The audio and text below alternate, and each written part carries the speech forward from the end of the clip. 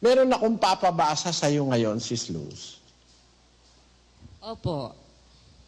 Basahin mo yung 14:9 ng Usiyas. Sino ang pantas at siya'y makakaunawa ng mga bagay na ito at mabait at kanyang mga lalaman sapagkat Sino raw ang makakaunawa? yung pantas po Basta pantas lang. at mabait pa. So, ang kahilingan ng kasulatan, ang hinahanap ng Diyos para makaunawa, pantas at mabait. Opo. Mabait lang, tanga, hindi pwede. Opo. Pantas man, salbahe naman, hindi rin pwede. Tama po. Pumasa ka dun sa dalawang kategorya. Pantas at mabait, makakaunawa. Alin ang mauunawa? Ulitin mo nga sa kamo tuloy. Sino ang pantas at siya'y makakaunawa ng mga bagay na ito at mabait at kanyang mga lalaman sapagkat ang mga daan ng Panginoon ay matutuwid at lalakaran ng mga ganap, ngunit kabubuan. Ang mauunawa pala nung pantas na mabait, yung mga daan ng Panginoon na dapat lakaran ng mga ganap. Yun pala ang mauunawa. No? Opo. Tama? Tama po. Sa ating panahon, meron bang pantas na makakaunawa, na mabait na makakaunawa? Sa ating panahon, sa 12:9 hanggang 10 ng 12:4-9 ng Daniel. Pakinggan nyo. Ngunit ikaw, O Daniel, isara mo ang mga salita at atakan mo ang aklat hanggang sa panahon ng kawakasan. Marami ang tatakbo ng paroot parito at ang kaalaman ay lalago. At Ba ang ating panahon, Sis Luz? ano po, Brad Eli? Yan ba ang ating panahon? Opo, ito na po ang ating panahon. Kasi po, sabi marami ang tatakbo ng paroot parito at ang kaalaman ay lalago. Ngayon po, Kakatiyak ka ba, kapatid na Dani, yan na ang ating panahon? Opo, kapatid Nelly, dahil dito po sa ating panahon na akmang-akmang natutupad po itong hula na ito kay Propeta Daniel. Panahon ng kawakasan na kung saan marami po ang tatakbo ng paraot parito at ang kaalaman ay lalago. Sa atin pong panahon, malago na po. Nakikita mo na ngayon, yung maraming tumatakbo ng paraot parito at ang kaalaman ay lalago, kung matalino kang mag-aaral ng Biblia, hahanapin mo na rin yung pantas. Amen. Opo. Bakit? Nandun na po yung tiempo, nandun na rin yung mga signs. Saan mo yung 9? Ikaw naman ang bumasa. At sinabi niya, yumaong ka ng iyong lakad, Daniel, sapagkat ang mga salita ay nasarahan at natatakan hanggang sa panahon ng kawakasan. Marami ang lilinisin at papuputiin at dadalisayin, ngunit ang masasama ay gagawa na may kasamaan at wala sa masasama na makakaunawa, ngunit silang pantas ay mga kakaunawa. Amen.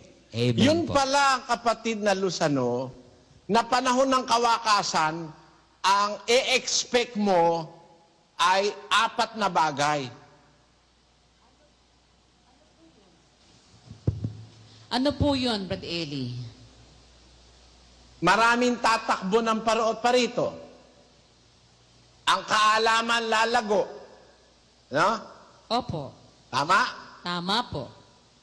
Maraming magbabalik loob sa Diyos. Opo. At walang makakaunawa sa masama. Opo. Kahit ano gawin ng masama, kahit magtayo pa ng pamantasan, hindi nila mauunawa.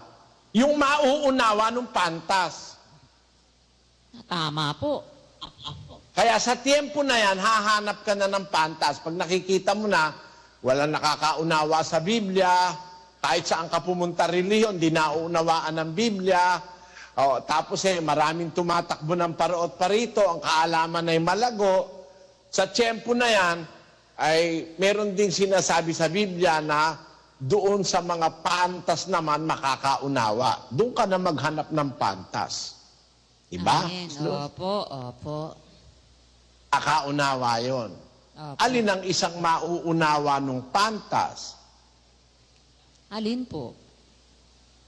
Basahin mo yung Jeremias 9:12. Sino ang pantas na makakaunawa nito? At sino siya na pinagsalitaan ng bibig ng Panginoon upang kanyang maipahayag? Amen. Amen. Para pala yung pantas makapagpahayag, sino siya na pinagsalitaan ng bibig ng Panginoon? Hanggang sa panahon pala ng kawakasan, nagtatrabaho ang bibig ng Panginoon. Nangungusap siya at kinakausap niya yung pantas, at yung pantas na yon na kinakausap ng bibig ng Panginoon, makapagpapahayag yon. Sister. Amen. Amen po.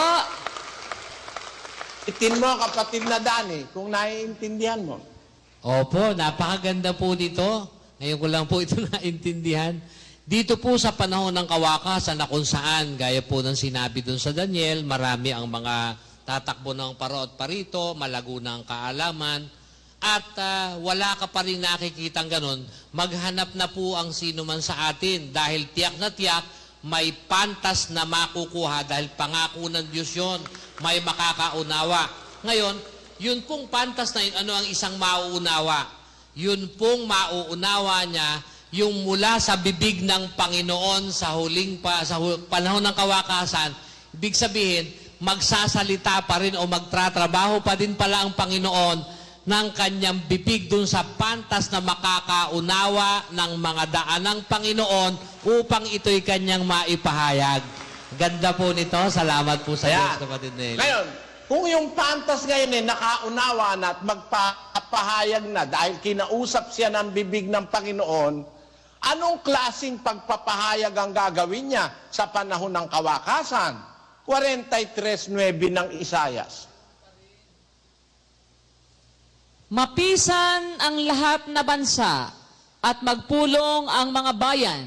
Sino sa gitna nila ang makapagpapahayag nito at makapagpapakita sa amin ng mga dating bagay? Yan. Hindi pala basta pahayag yan Tiyempon-tiyempo pa rin sa panahon ng kawakasan Bakit? Pagpapahayag pang mundyal yan Mapisan ang lahat ng bansa, magpulong ang mga bayan. Sino sa gitna ng mga bansa at mga bayan ang makakapagpahayag? Sino makakapagpahayag? Di yung sinabi ni Jeremias, siyang kinausap o pinagsalitaan ng bibig ng Panginoon. Sino siya? Ang pantas na makakaunawa nito. Sino siya na pinagsalitaan ng bibig ng Panginoon upang kanyang maipahayag? Nakikita mo yung dugtong doon, kapatid na Mel? Opo, awa ng Diyos, ang liwanag po ng pagkakadugtong, kapatid na Eli. Magkarugtong po yung 9:12 ng Jeremias at 43:9 po ng Isayas, kapatid na Eli. Ganda po ng Nung dugtong. nakita mong pagkakadugtong, Kasi nga po, pagdating po dito sa 43:9, mapisan sabi, mapisan ng wika ang lahat na bansa at magpulong ang mga bayan. Sino sa gitna nila ang makapagpapahayag nito? Abay, buong mundo man, iba't ibang bansa, iba't ibang bayan, magpisan man sila, mayroong dapat na makapagpahayag, may makita sa kanila na dapat makapagpahayag nito. Sabi po dito sa salita o sa hula ni Propeta Isayas, ang tiyak na makagaganap po nun na makapagpapahayag sa gitna ng napakaraming bansa at mga bayan, yung sinabi po ni Propeta Jeremias po pala, kapatid na Eli, yung po yung pantas na makakaunawa. walang iba. At yung pantas na yun na nakakaunawa, na yun ang makapagpapahayag sa gitna ng maraming bansa at mga bayan, kaya siya ang makapagpapahayag, siyang nakakaunawa. Ba't siya nakakaunawa? Kasi po, pinagsalitaan siya ng bibig ng Panginoon, kapatid na Eli. May source. Tama, talagang lahat ng ikaliligtas galing sa bibig ng Diyos, ano, kapatid na Luz? Opo, totoo po yan. Lahat. Lahat po. Dani, nakikita mo yung impact nun? Opo, kapatid na Elis, salamat po sa Diyos. Napaka-intense. Salamat po. Sino ang pantas na makakaunawa nito? Doon sa tanong na sino, meron nun. Kasi hinulaan ni Propeta Daniel yun eh. Wala sa masasama na makakaunawa, ngunit silang pantas ay makakaunawa. Nagtatanong ngayon ang hula kay Propeta Daniel, sino ang pantas na makakaunawa nito? Sino siya na pinagsalitaan ng bibig ng Panginoon upang kanyang maipahayag? Napakaliwanag, ano? Ang magpapahayag na pantas, yung pinagsalitaan ng bibig ng Panginoon. At ang kanyang pagpapahayag, tiempo sa panahon ng kawakasan na available ang teknolohiya para maipahayag niya sa mundo, hindi sa isang sulok. Kasi ang sinasabi dun sa talata na mapisa ng lahat ng na bansa, magpulong ang mga bayan. Sino sa gitna nila ang makapagpapahayag nito at makapagpapakita sa amin ng mga dating bagay? Ang magpapahayag pala, yung pantas na pinagsalitaan ng bibig ng Panginoon. Alam mo kung bakit, Sis Luz? Bakit po? Nagpapahayag iba eh. Ano po ipinapahayag? 23:16 ng Jeremias. Ganito ang sabi ng Panginoon ng mga hukbo. Huwag ninyong dinggin ang mga salita ng mga propeta na nanganghuhula sa inyo. Sila'y nangagtuturo sa inyo ng walang kabuluhan.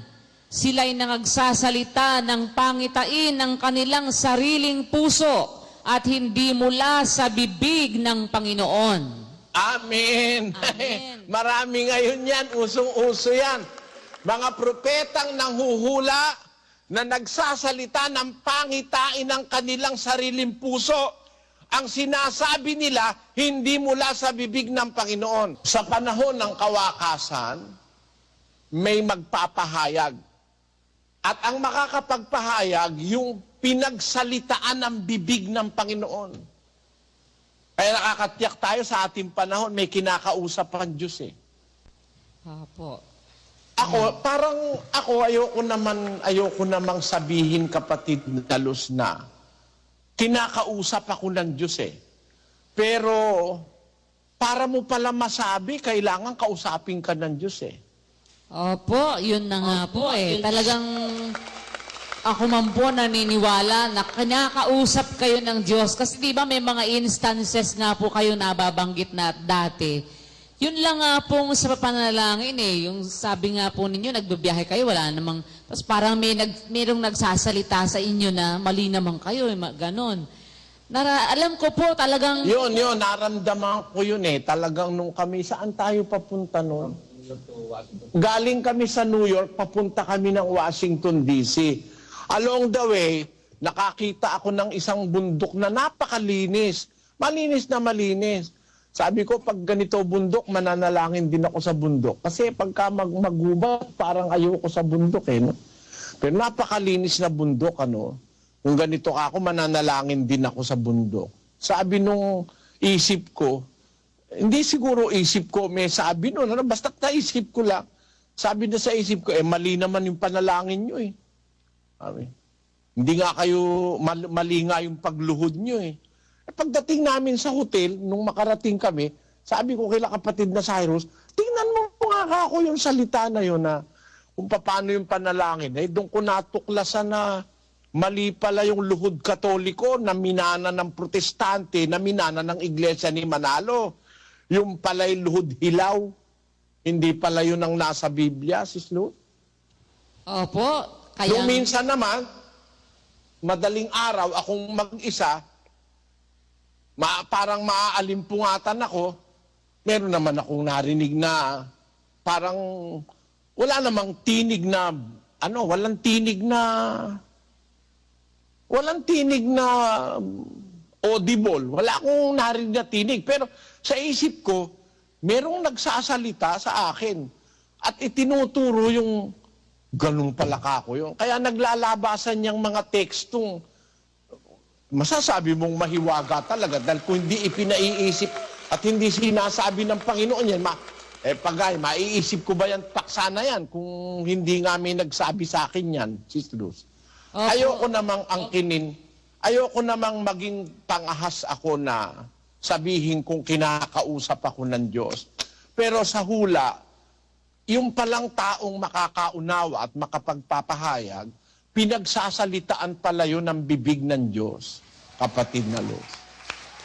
Opo, totoo po yun. At kami po, ako po sumasampalataya ako, talagang kinakausap kayo ng Diyos. Kasi hindi po maituturo itong lahat ng ito na mga pinag-aralan natin, itong buong 3 araw na ito na mga tekstong pinag-aaralan natin, kung hindi kayo kinakausap ng Diyos. Hindi po ito maituturo ng ganito kaliwanag at maiintindihan ng kapatiran at pati yung mga nakaraang mga paksa. Hindi po ito maiintindihan kasi malibang ituro talaga ng Diyos at pagsalitaan ng bibig ng Panginoon, sudlong-sudlong po talagang lahat po tumatama lahat po tumuturo na kayo po ay kinakausap at pinagsasalitaan ng bibig ng Panginoon. Hindi po yun kayabangan, hindi ito pagmamalaki. Yun lang ang totoo talaga. Hindi kagaya ni Kibuloy, nag-aangkin, siya daw, I had a revelation. Siya daw ay kinakausap ng Diyos. Pero, naku po, sinungalingan ang sinasabi. Ang talagang kinakausap at pinagsasalitaan ng Diyos, si kapatid na Eli sa panahong ito. Siya talaga. Kasi lahat po lahat ng mga sitas na ito, tumuturo po doon Sabi, sino ang pantas na makakaunawa nito? Tapos walang masamang makakaunawa. Ang makakaunawa, yung pantas. Sinong pantas? Yung pantas na pinagsalitaan ng Panginoon. Kailan? Sa panahon ng kawakasan. Ngayon nga po yun yung tiyempo, tapos yung technology pa sa panahon ngayon na pagsasalitaan siya ng Panginoon para makapagpahayag siya, ipahahayag sa lahat ng mga bansa. Hindi naman ito mangyayari nung araw.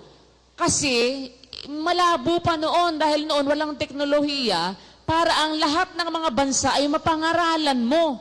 Dahil wala pang ang means of communication na kagaya sa panahon natin. Ngayon po, matutupad ito na ngayon po pwedeng mapangaralan ang lahat ng mga bansa sabay-sabay. Kagaya ng ginagawa ni kapatid na Eli ngayon. Nangangaral siya via satellite. Sabay-sabay na papangaralan. Ang ipinapangaral niya, yung sinabi sa kanya ng bibig ng Panginoon. Kaya, totoong-totoo po yun. Salamat sa Diyos. Salamat sa Diyos. Naintindihan po namin talaga. Salamat sa Diyos. Napakaswerte po namin dahil ang umaakay sa amin ay pinagsasalitaan ng bibig ng Panginoon. At lahat ng pruweba, kahit hindi pa tanggapin ng iba. Ako'y namamangha, Sis Luz, sa kabutihan ng Diyos at sa kapangyarihan niya. Isang bagay na maiisip ko, teka, parang mali, sabihin kong gano'n, kukunin ko yung cellphone ko. Meron ako ritong Greek at saka Hebrew. Titignan ko. Pag nakita ko, mamumroblema na ako. Naghahanap na ngayon ako ng Biblia. Kulang na yung Biblia ko rin sa cellphone. Wala akong computer.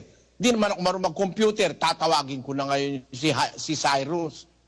Tignan mo nga ako itong versikulong ito. Tinignan. Sa ibang Biblia. Tinignan. Sa ibang Biblia. Wala naman silang malay. Ba't ko ginaganon eh? Sa ibang salin. Hanggang maubos lahat ng salin. Sabi ko, mali eh. Bakit po? Walang tamang salin. Sabi ko.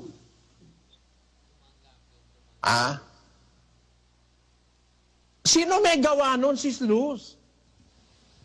Walang tamang salin, maintindihan mo yung 68, 18 ng awit? Oh. Walang tamang salin kahit isa. Sino may gawa nun? That is very wonderful.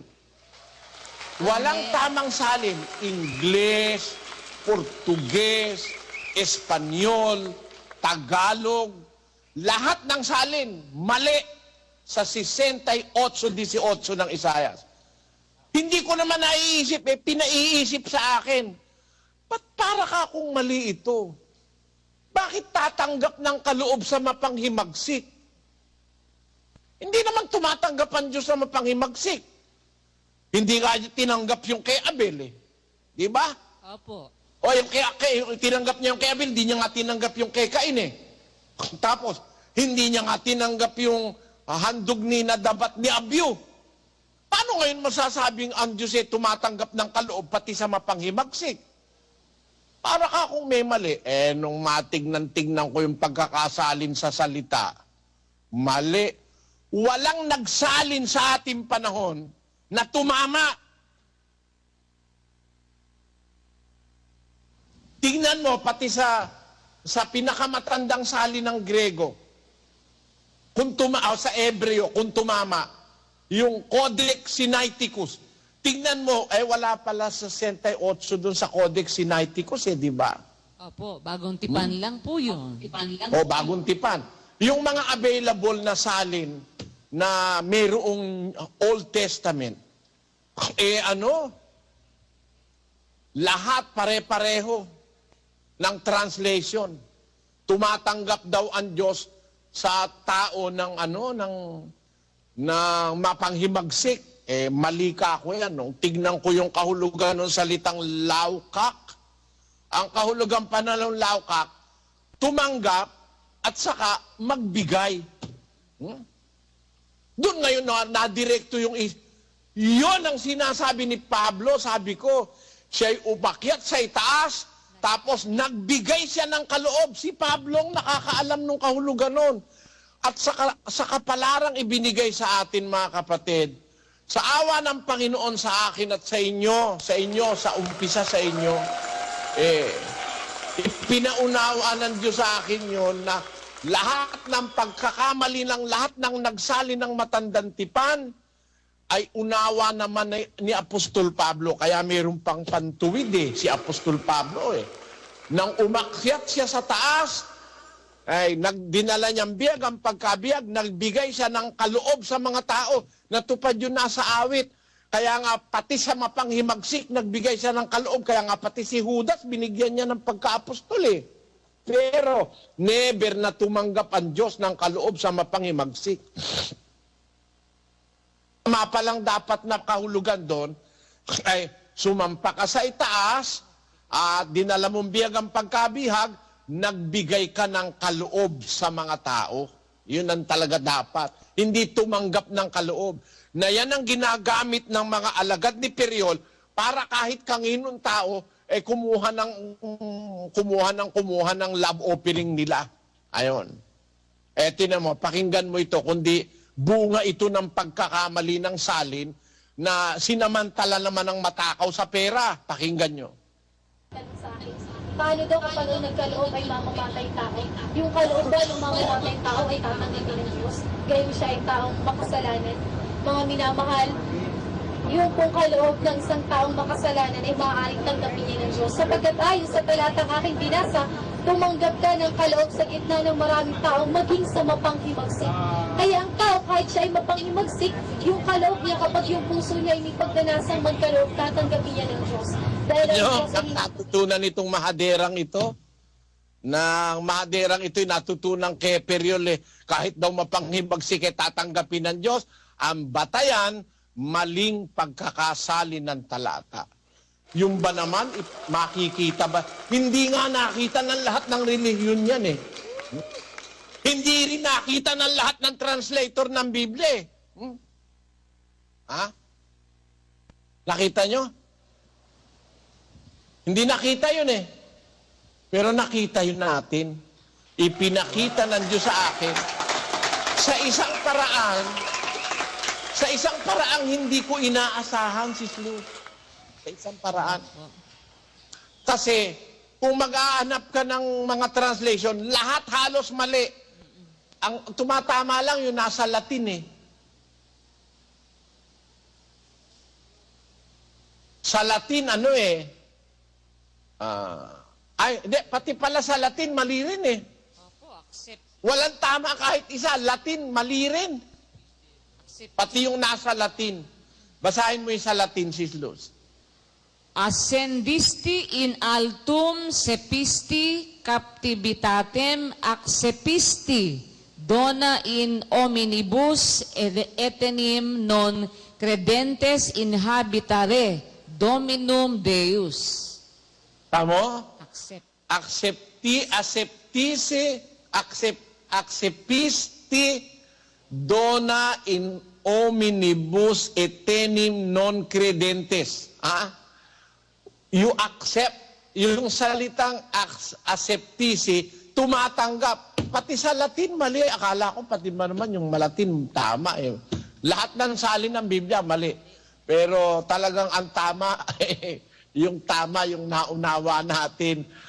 Ang lahat ng nagsalin mali, pero tayo tama.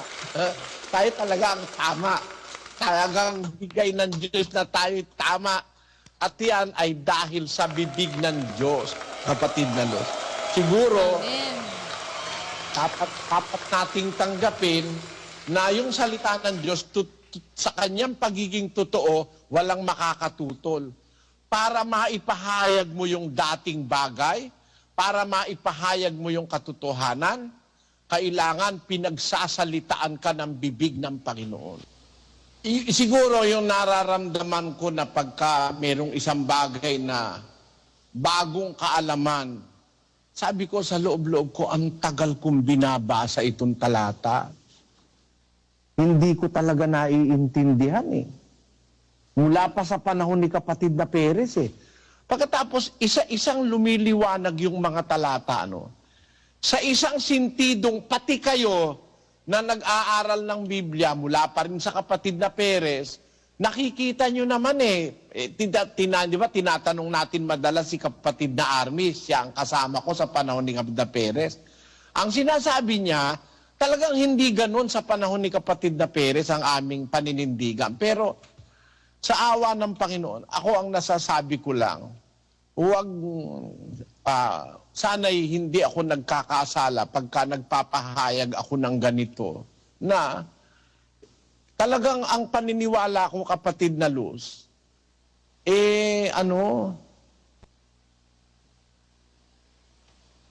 ayoko kasing parang yung sarili ko ang sabihin Naghahanap ako ng paraan para masabi ko na hindi masasangkot yung aking sarili.